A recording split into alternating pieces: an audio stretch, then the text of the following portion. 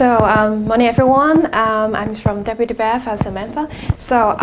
I have taken a look of the list of the guest speaker, and I think I'm the only one that do not represent from any academic institute. So today I would like to share with you about some local conservation issues, particularly the key threats that our Hong Kong environment and species are facing from a conservation perspective.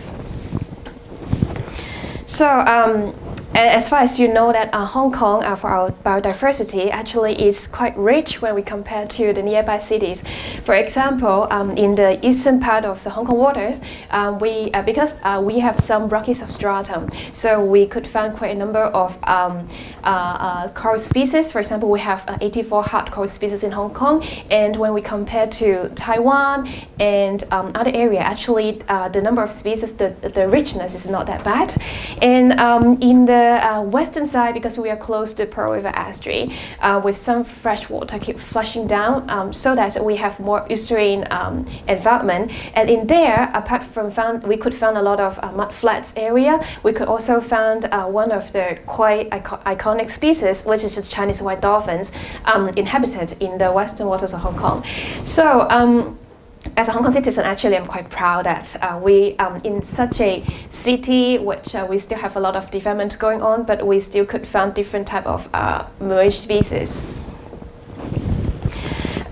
So sometimes when in Hong Kong, because not too many people pay much attention about the threats our oceans are facing.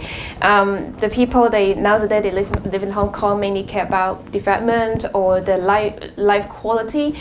But when you look at the sea, basically you also cannot see much that make you really aware of the health status of Hong Kong. But when we look closely, in the last few decades, our Hong Kong oceans, the sea, actually is facing a lot of threats. For example, rampant development and reclamation at the coastline. From the construction work in the sea, sometimes it involves dredging and dumping. And also we have some impact or threats from the unregulated fishing activities in Hong Kong and illegal fishing. I think a lot of you have heard that.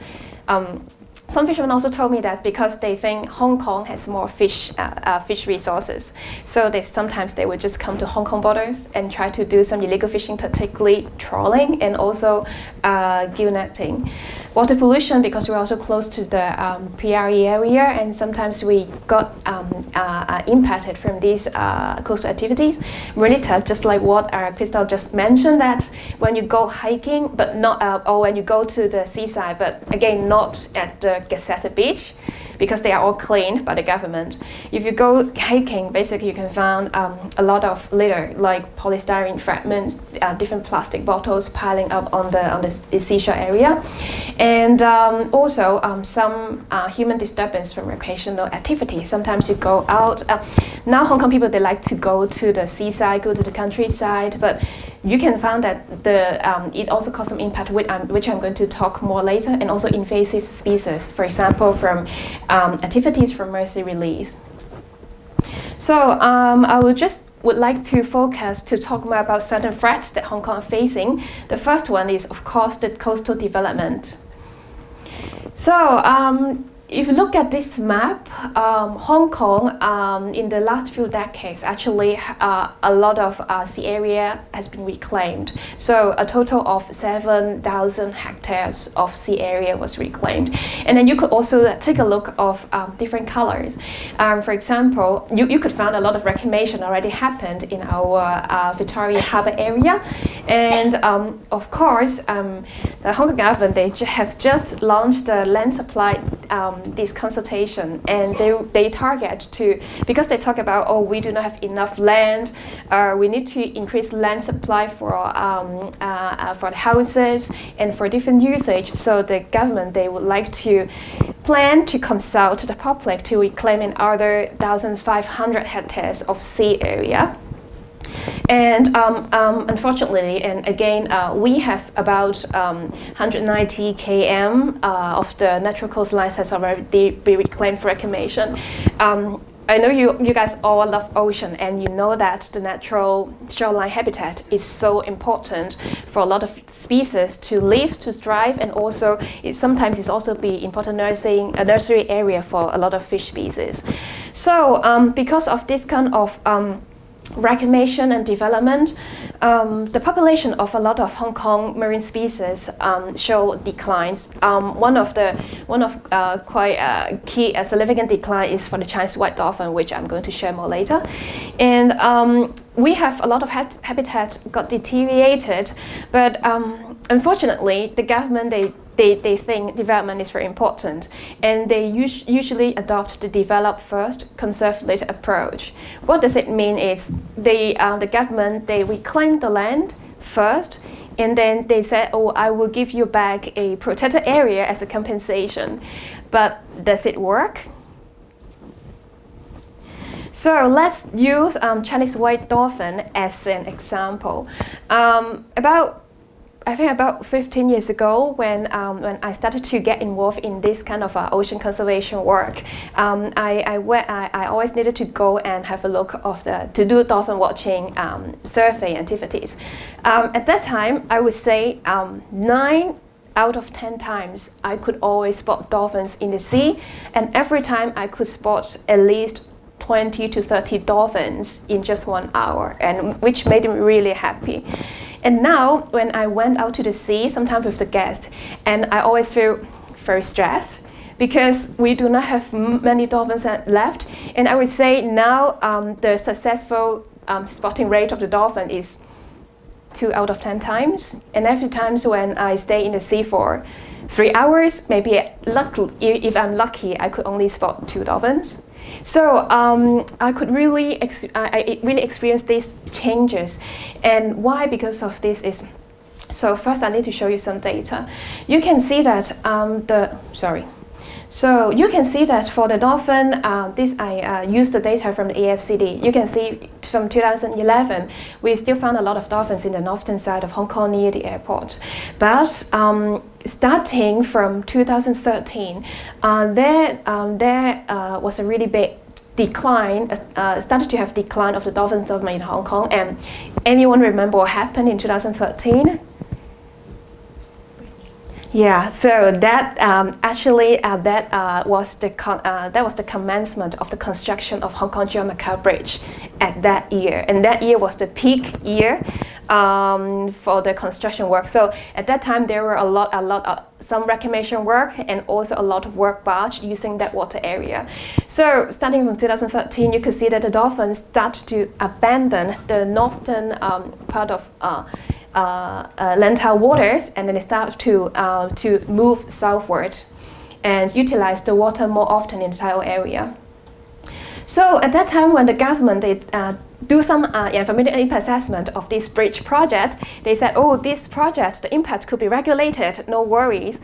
Don't be afraid. After the construction of the bridge, I will compensate you back a marine protected area, a marine park in Brothers Island. So everything will be fine, and then we'll turn back to normal. Unfortunately, you take a look of the graph. Since you can see so there was some survey done before the construction of the bridge. And once the construction work started, you can see there was a really, really sharp decline of the dolphins' usage of that area. And so for many, many months and years, actually, the dolphins, they kind of like abandon the area and then they do not come back. Now the Hong Kong government, they really designated the Brothers Island Marine Park for the dolphins, and because the bridge has completed its construction.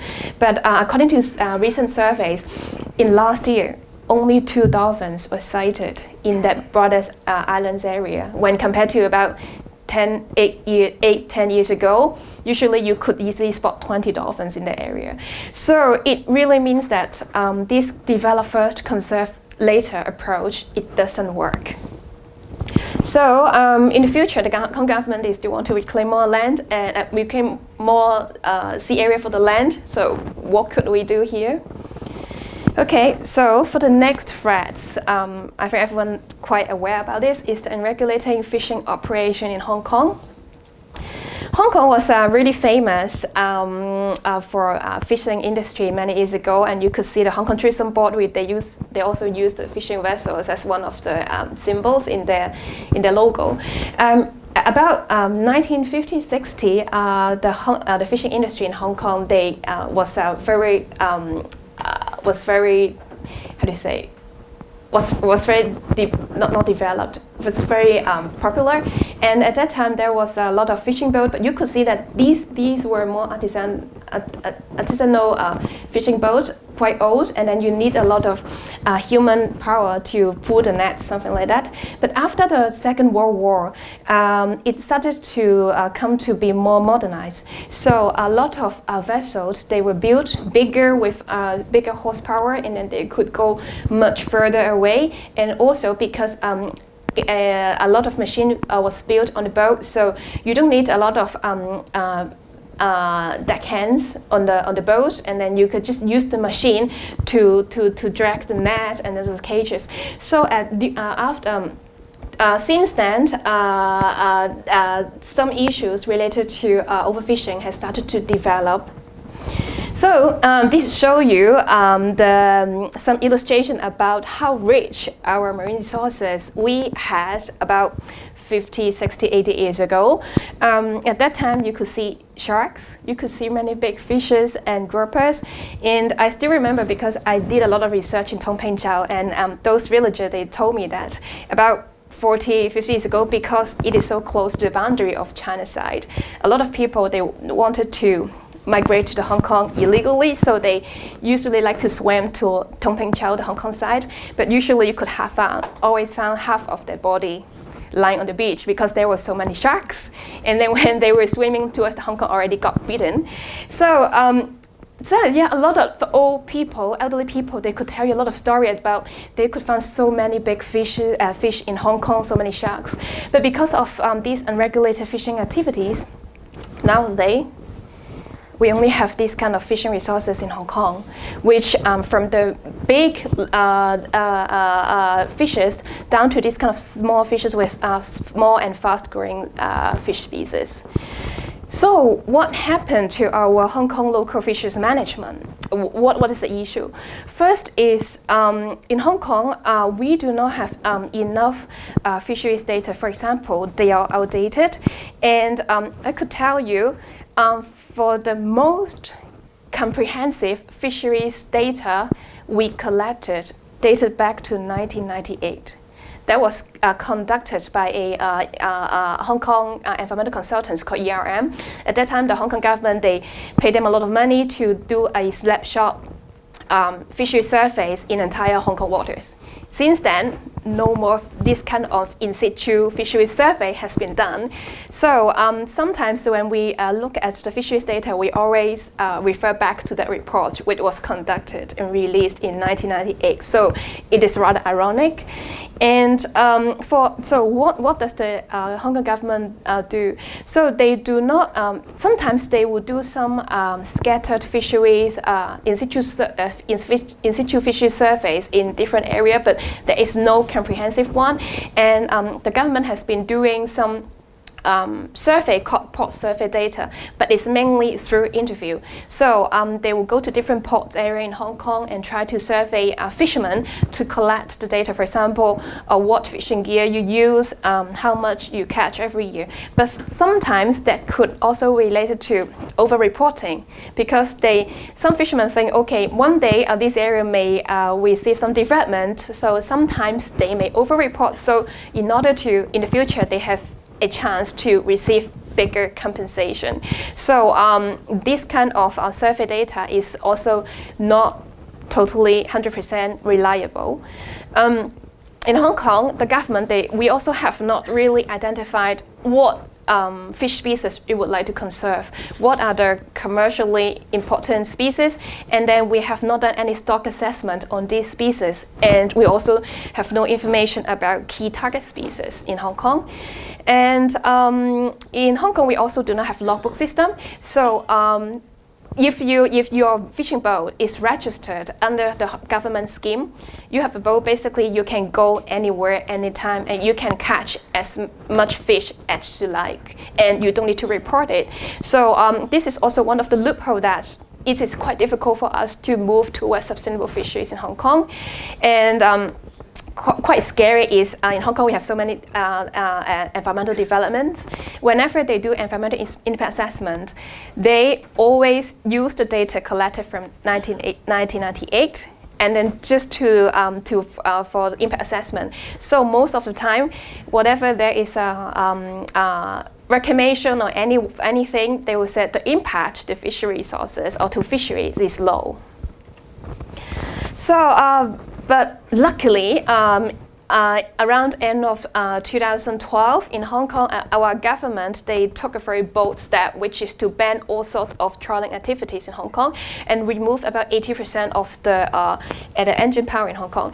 So at the moment, we don't have any trawlers operating in Hong Kong waters, and we have about 4,000 fishermen they're still working with some small-scale fishings, for example, gill netting, handline, fish cage, etc.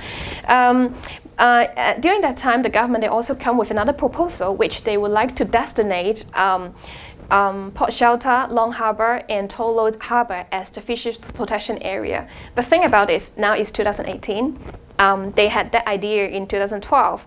So far, they still do not have any details of how they would like to designate this fisheries protection area to conserve the fishery resources and to bring benefit to the fishermen. Still don't know yet, because we had a meeting 2 weeks ago with the government. They said they are still working on this. As I mentioned, in Hong Kong, we still have no limit on catch size and species and logbook system to record the catch data. And unfortunately, in Hong Kong, we have about 3% of waters as marine protected area. Particular 20 hectares, it's a no-take zone. But for the rest of the protected area, fishing is still allowed in marine park with license. So again, if you are the license holder, even in the marine park, you can catch whatever you want, as much as you want. So it kind of like doesn't really work to improve the conservation effectiveness of the marine park. And last is a lot of illegal fishing problems still has not been addressed. Still a lot of people from the China side, they still come to Hong Kong for illegal fishing. Yeah, they said they are not afraid because sometimes if they come to Hong Kong, they could make sometimes 500K Hong Kong dollars a profit. And because of the enforcement, sometimes they may not be able to bump into the marine police, so they rather would like to take the risk to make this profit from illegal fishing. So another threat I would like to talk about is marine debris, but I think Krista already mentioned about this. So in Hong Kong, we could find water pollution or plastic everywhere. If you conduct, I heard that some students, they conducted some trawl survey in Hong Kong before, and then they could already find a lot of marine also being trawled together with other fish. So what issue is of the Hong Kong debris is we are close to Pearl River Delta.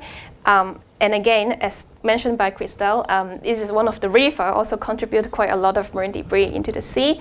And sometimes, just like this type of weather, when there is heavy rainfall, usually it will also flush a lot of litter down from the terrestrial side to the seaside. And a lot of fishermen, they got very frustrated. They always tell us that during summertime, whenever they lay the net or the trawl net, because they still could trawl outside Hong Kong waters, every time they could just trawl back a lot of marine litter, and then they just got very upset. They could only find marine litter in the trawl, but not fish. And they always ask, so how can we help them, and how can we help them to address this issue?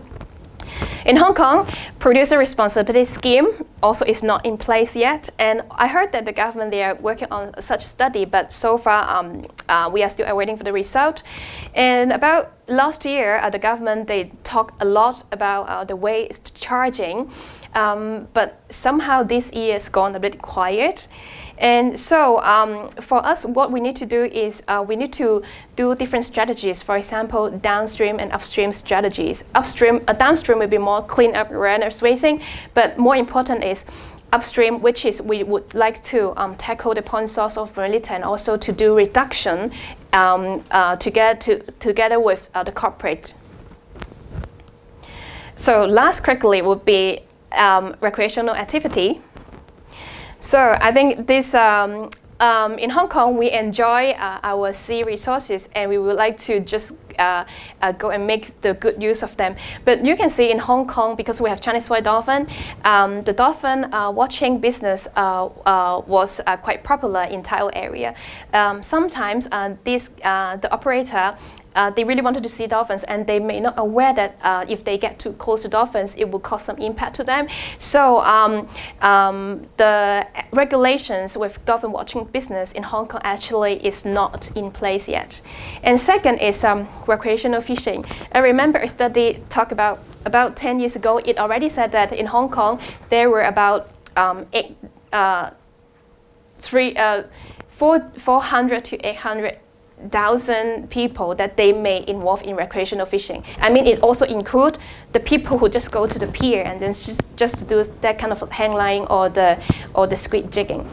So this recreational fishing is also causing some potential impact to the Hong Kong people, because if you join any group in some social platform, you could always see that this kind of recreational fishers, they would just go to the sea and then they would just fish as much as they like. And sometimes when we talk to some recreational fishing club, they said some people they because you will not know how much fish you will catch that day. So in the very beginning, usually they will just to keep any fish that they could fish from the sea, even the fish was this kind of size, because they just want to bring something back home.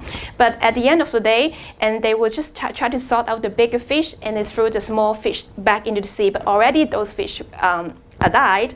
So it will also cause some impact to the Hong Kong fishery resources recovery, but this bit of impact actually has never been recorded, and the government, they have not done any study, and then no one know the impact from recreational fishing, how much it will affect the recovery of the Hong Kong fishery resources. And again, the last is the clam digging activity. So we have some mud flats in Hong Kong. People like to bring their kids to go clam digging during the summertime when the tide is low. But usually with this kind of mud flat area, you could find sea grass and also horseshoe crabs. Sometimes you could just step on them. And then when we talk to the local villagers there, they said, for example, in Shuihao, 5 years ago, the clam size they could find was like this. And then they found this is very big. And now they said that for this kind of clam size, they found it big already. So they also could aware that this kind of impact has been happening and even escalating. And surprisingly, in Shuihao, the local villager also told us that in summertime, most of the day, you could find over 1,000 villagers on the mud flat and doing clam digging. And some were from mainland China because they heard that, oh, it's fun to come to Hong Kong to do clam digging because there's no regulation. So sometimes there were some Chinese tourists, they formed some group tour and come to Hong Kong for clam digging activities. And all these kind of recreational activities, we do not have any code of conduct or regulations in place. So last, I would like to talk about marine protected area management. We have five marine protected area. We have 5 marine parks and 1 marine reserve in Hong Kong, and we think that it is good for us to have protected area, but it's not enough. This is only contribute to 5% of Hong Kong waters, and we think that the government could do more. For example, they could do regular monitoring survey and release the data to the Hong Kong people, so as that they are aware that the conservation effectiveness of this park and what kind of the species we could conserve and how, if they have any recovery sign. And also we think that it's also important to have more concrete objectives for this marine park, because when you look at the website of this marine protected area from the government, it regularly mentioned that the purpose is for conservation, recreation, and education.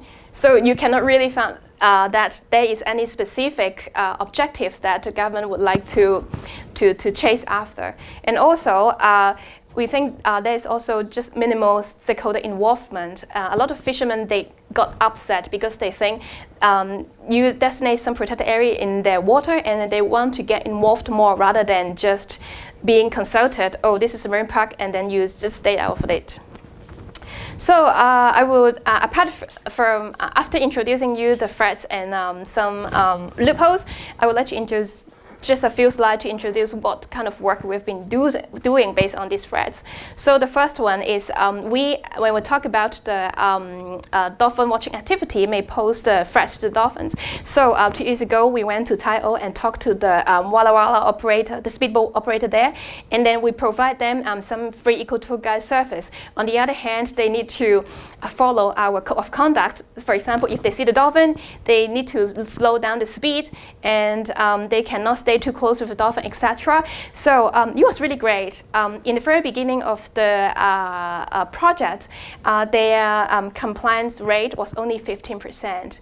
But after 2 years hard work, actually they start to aware that dolphins is really vulnerable and then they need to protect. So most of them, they are willing to follow the code of conduct, which to increase the compliance rate up to about 50 to 60%, so it is not bad.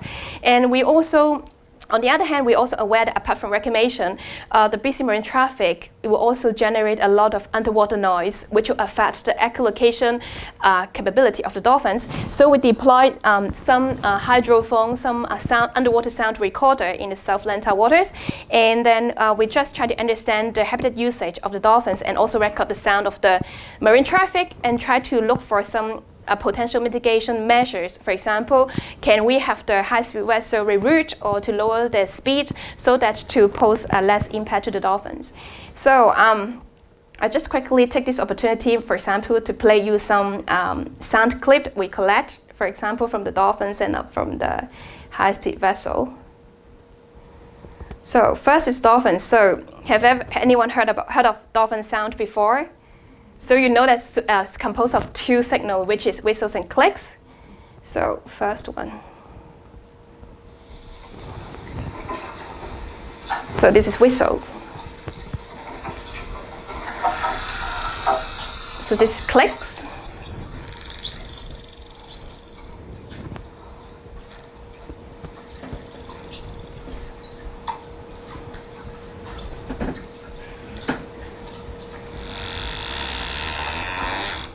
Yeah, so whistles are for socializing and clicks are for foraging to locate their prey. And second, I just quickly want to show you is the fishing vessels. So it is very noisy actually.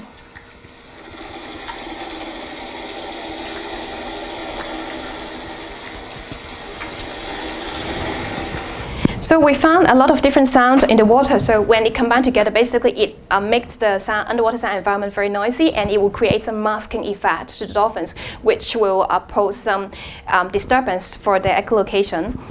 And apart from this, we also engage a lot of fishermen, try to change the mindset and get them to support the destination of marine protected area.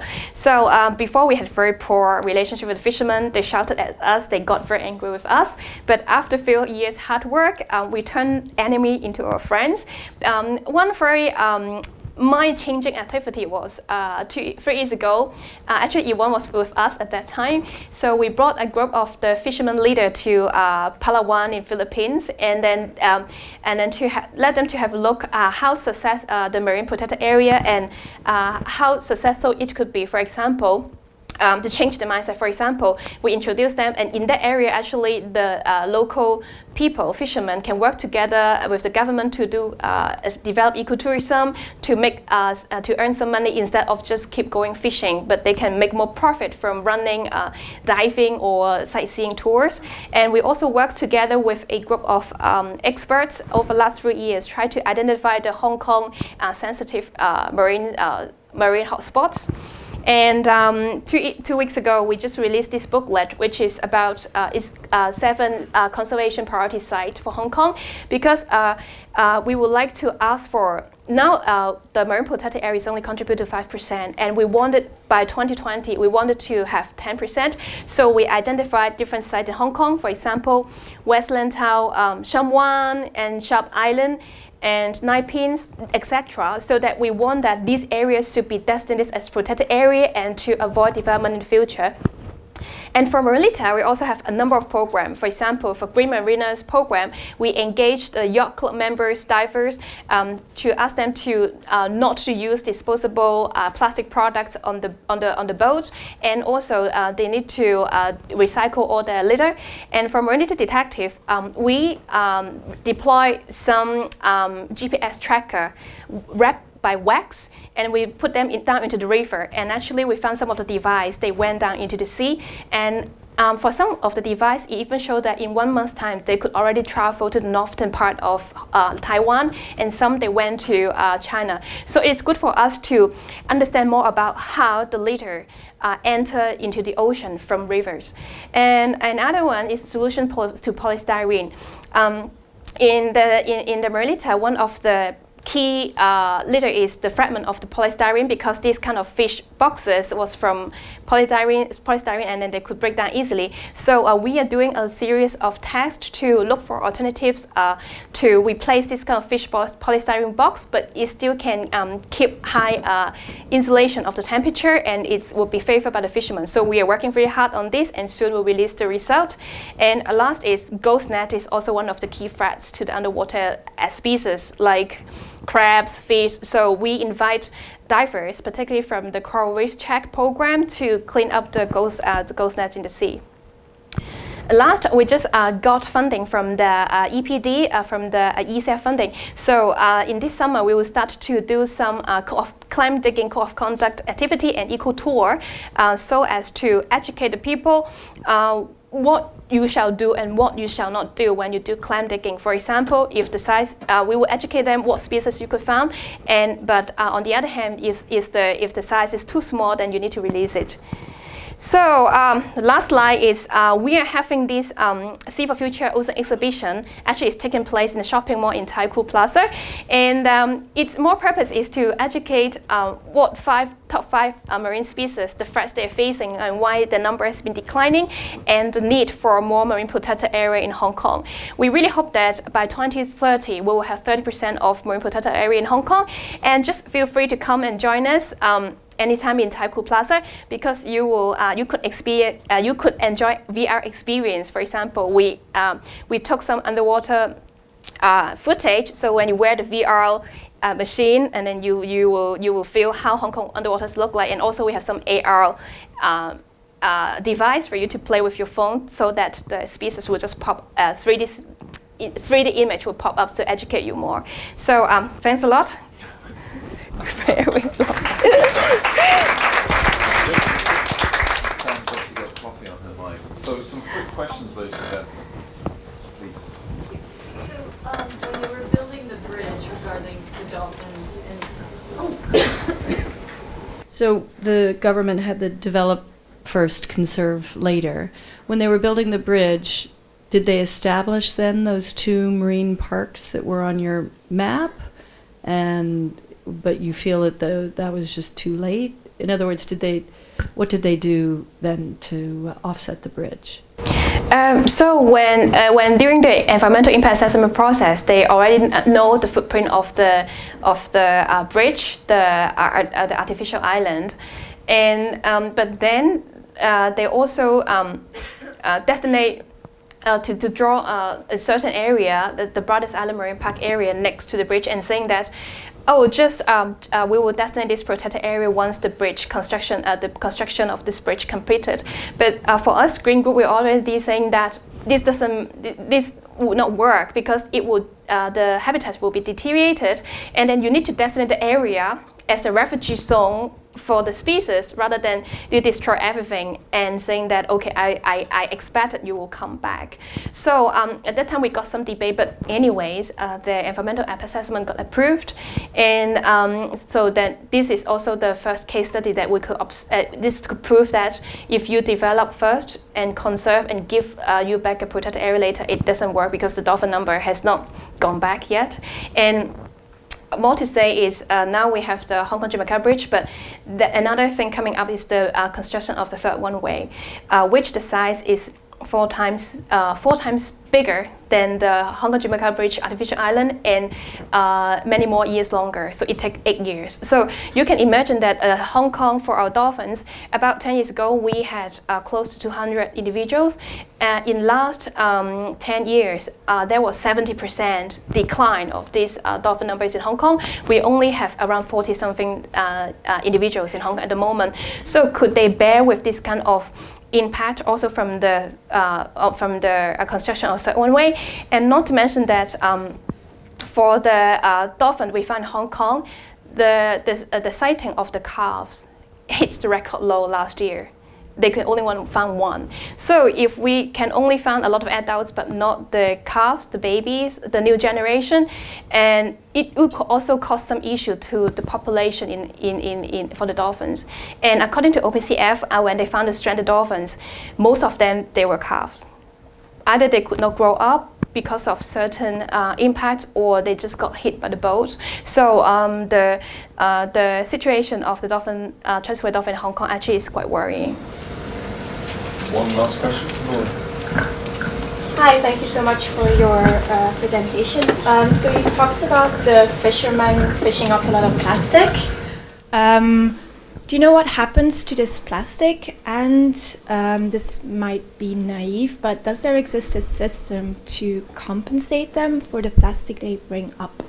You raised a very good point. So starting from 2 years ago, the fishermen, they approached us saying that they fish a lot of plastic, and how can they even want to have a big they want us to organize a big operation so that we send the fishing boat out and throw the plastic and come and bring them back.